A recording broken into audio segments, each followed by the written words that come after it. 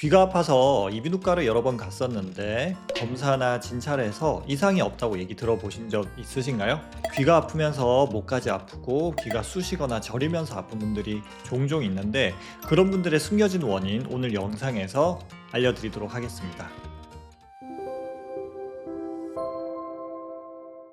안녕하세요. 여러분의 뇌 건강 가이드 신경과 전문의 박지현입니다. 오늘은 귀 통증의 숨겨진 원인이 될 수 있는 이계신경통에 대해서 알려드리도록 합니다. 날씨가 추워지면서 신경통 환자분들이 많이 늘어나는데 제가 주로 보는 후두신경통 환자들이 많지만 오늘 말씀드릴 이계신경통 환자분들도 생각보다 꽤 자주 병원에 옵니다. 이런 분들이 저희 신경과로 먼저 오는 경우도 있지만 처음에 귀가 아프니까 이비인후과 먼저 갔다가 이비인후과 진찰, 검사에서 이상이 없어서 신경과 가보라는 얘기를 듣고 혹은 원인을 몰라서 고생하시다가 신경과를 찾아서 오시는 분들이 있습니다. 이계신경통이 어떤 병이고 어떻게 치료하는지 상세히 알려드리도록 할게요. 일단은 이계신경이 어디 있는지 알아야 됩니다. 이계신경이라고 하는 것은 그림에 보는 것처럼 목에서 시작해서 귀 주위로 가는 신경입니다. 특히 귓바퀴라든지 귀 안쪽까지 신경이 가기 때문에 이계신경에 문제가 있는 경우에 이런 부위에 통증이 있을 수 있죠. 여기서 특히 중요한 것은 귀로 가는 신경이지만 귀 속에서 나오거나 뇌에서 직접 나오는 것이 아니라 목에서 올라간다는 사실이 되게 중요합니다. 나중에 원인에 대해서 설명할 때 목이 되게 중요하거든요. 이런 이계신경에 문제가 생기면서 통증이 있는 게 바로 이계신경통입니다. 증상은 주로 귀가 아프면서 혹은 귀 주위, 귀 약간 뒤쪽이 아픈 경우가 많고 통증의 양상이 칼로 쑤시거나 전기 내리듯이 찌릿찌릿하게 아픈 경우가 상당히 많이 있습니다. 목에서 시작하기 때문에 귀부터 시작해서 목까지 아프기도 하고 혹은 후두신경통이랑 같이 생겨서 뒤통수까지 아픈 경우도 종종 있습니다. 그리고 많지는 않지만 일부에서는 대상포진 때문에 생기기 때문에 대상포진에서 돈만 내는 발진들이 생기기도 합니다. 그리고 목에서 시작하기 때문에 고개를 돌리거나 혹은 목 주위 마사지를 했을 때 더 심해지는 경우도 있고 때로는 목 근육을 풀어주면 좀 나아지는 경우도 있습니다. 이계신경통의 주요 원인은 크게 세 가지로 볼 수가 있습니다. 첫 번째로는 목 근육의 긴장입니다. 그림에서 보는 것처럼 이 목에 있는 근육 옆으로 신경이 지나가는데 주로 목 빗근 혹은 흉쇄 유돌근이라고 부르는 근육이 있죠. 컴퓨터를 오래 하거나 책을 오래 보거나 스마트폰을 오래 보거나 하면 이 목 근육이 경직이 되고 긴장이 되는 경우가 많이 있습니다. 그렇기 때문에 딱딱해진 근육이 지나가는 신경을 누르게 되면 신경에 통증이 생기거나 신경에 염증을 유발해서 이계신경통이 생길 수가 있습니다. 두 번째 원인은 바이러스성 감염입니다. 대표적으로 대상포진이 있는데요. 어렸을 때 우리 몸에 들어와서 신경에 숨어 살던 대상포진 바이러스가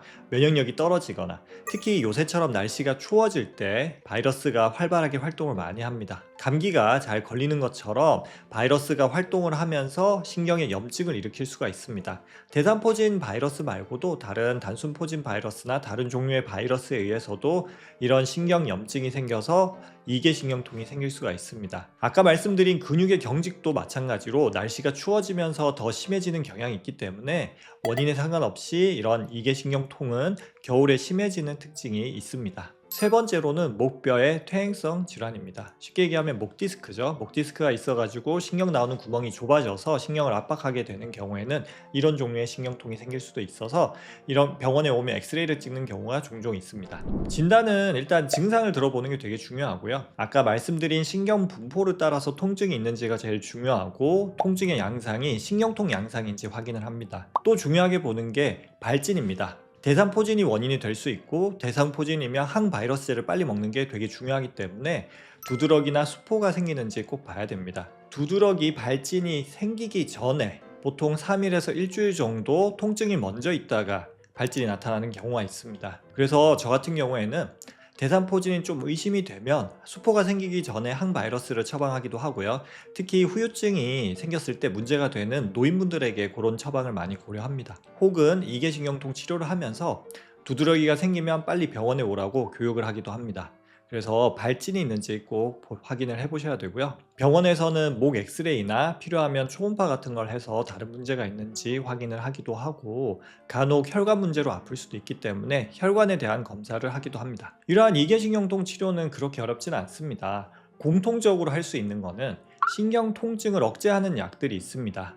뉴론틴이나 리리카 같은 이런 신경통에 특화된 약들, 심한 경우에는 울트라셋 같은 약을 추가하기도 하고요. 두 번째로는 통증이 심하지 않으면 굳이 필요 없지만 심한 경우에는 신경이 나오는 목 부근에다가 신경통 주사를 하게 됩니다. 신경 차단 주사를 하게 되면 통증이 빨리 경감이 되고요. 염증이 심하게 의심이 되고 통증이 심한 경우에는 스테로이드 치료를 하기도 합니다. 스테로이드가 강력하게 염증을 억제해 줄 수 있기 때문에 심한 경우에 도움이 많이 되고요. 그리고 발진이나 수포가 보이는 경우에는 대상포진 가능성이 있어서 항바이러스제 투여를 하기도 하고요.